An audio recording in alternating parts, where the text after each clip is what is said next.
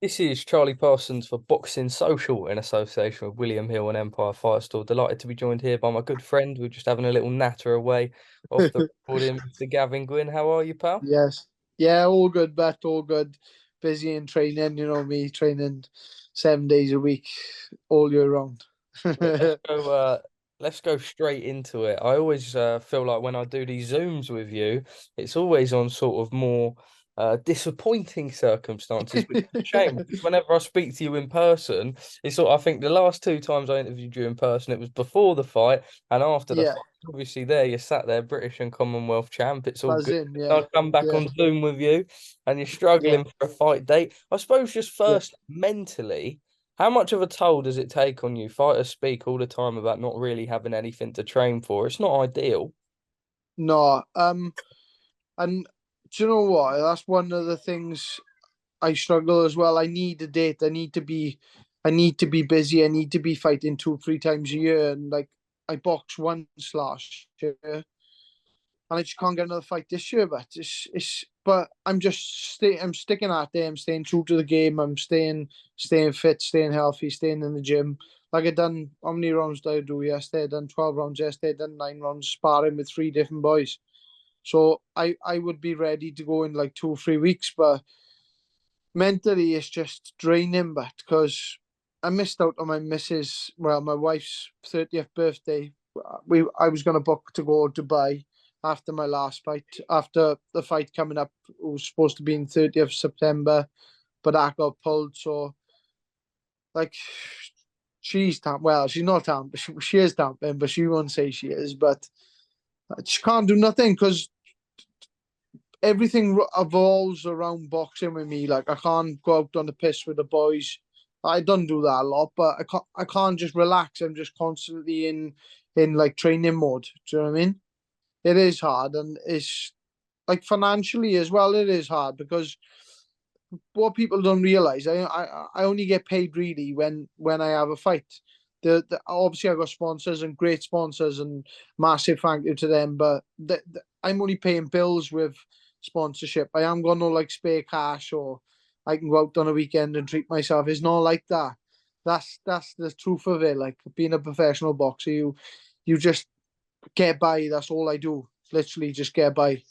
I think it's important to do this interview because I think we can look as fans from the outside perspective and we can look at that moment on April the 30th where you had the British and Commonwealth titles and how much it meant to you. But Yeah. it's a real low after that. If you don't get the fights that you're working for, I know Matchroom have matching rights and sort of they would Yeah. go September 30 in Cardiff with Joe Cordina, but you do find yourself in a bit of a troubled situation. It's your livelihood as well, right? Yeah, definitely. Like the other day, I even said to my missus, I was like debating whether to go back to work, but just to earn some coin. Like, do you know what I mean? I'm British champion. I shouldn't have to do that. Uh, I shouldn't have to go back to work and try and earn a living that way and just train in between like working. So, it's just everything is just all up in the air at the moment. But I'm just staying on it. But I'm training. I've been training like I trained the other day. I was ill. Last Thursday. I come home. I just felt the run down, so I went to sleep and I didn't wake up till the next day, and I was bad until the Saturday. And the Sunday I felt a bit better, so I thought, I've never done a half marathon, so I thought, I'm going to do an half marathon. yeah, as you As do you after do, an illness. as you do. So I jumped on the treadmill, chucked the Tyson Fury documentary on. I just done a half marathon. Yeah. Do you feel like that sort of personifies your mentality though, that when it's down and hard, you've been there before? I remember speaking to you when your fight was rescheduled. It was meant to be, I think, around the time of Shields Marshall when they put a sort of Yeah. backlog on fighting and everything, that you know that you've had to overcome adversity before and it's no different this time round. Yeah, what that's like you're spot on, but like I've had to deal with it probably through my whole career. Um, and one thing I speak a lot to Lee Selby. He's a good friend of mine, and he said throughout his career it was always the same. So what he done was he just stayed in the gym 24/7. He stayed in there every day, just ticking over. Because when that opportunity comes, then you know. not chasing your tail, so to speak. You're always ready within 2 or 3 weeks. Do you know what I mean? So that's what I'm trying to do now, is just not think about money, just keep chasing that dream I got, sort of thing. Do you know what I mean? We know that Matchroom have Matchroom rights and the sort of rights for them Yeah, right with you. yeah, You hoping to yeah. get yourself out on another Matchroom show before the year's done?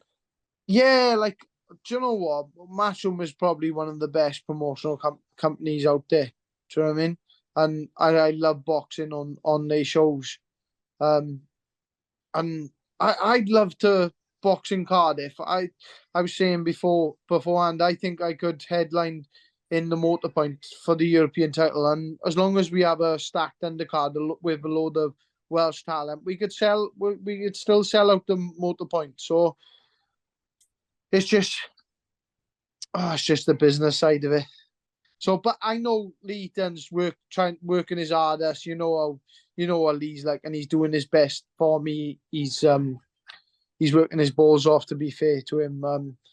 So I said to him, look, I'll let you deal with that side of it, and I'll just carry on training, getting better, trying to improve every day. And that's one thing I'm doing now, is I'm not killing myself in the gym. I'm just trying to improve every day on what things I do wrong and what things I do right, and just trying to adapt to different things. Like, Do you think your next fight? I know it's sort of a big sort of circle of sort of you don't really know what's going on at the minute, but do you yeah, believe that your next fight will be for that European title? I think it's got to be like, I've shown like the British level. I've been at British level for such a long time now, and off my last fight, I shown that I'm past British level.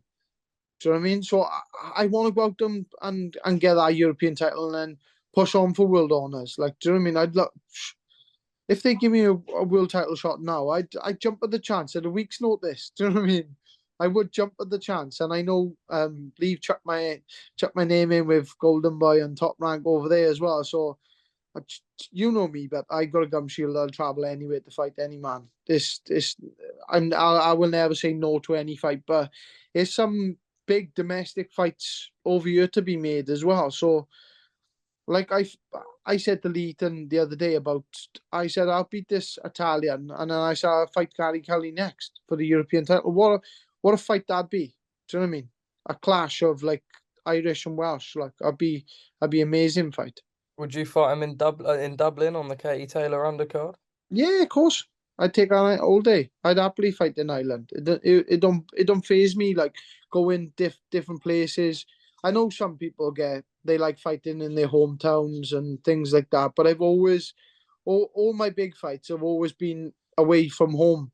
Like, the only big fight I've had is my last fight against Woodruff. That was the only fight I've ever had, big fighting in Wales. So all the others have been away. Like, but what what it comes down to is it's just me and the other guy in the ring, and that's it.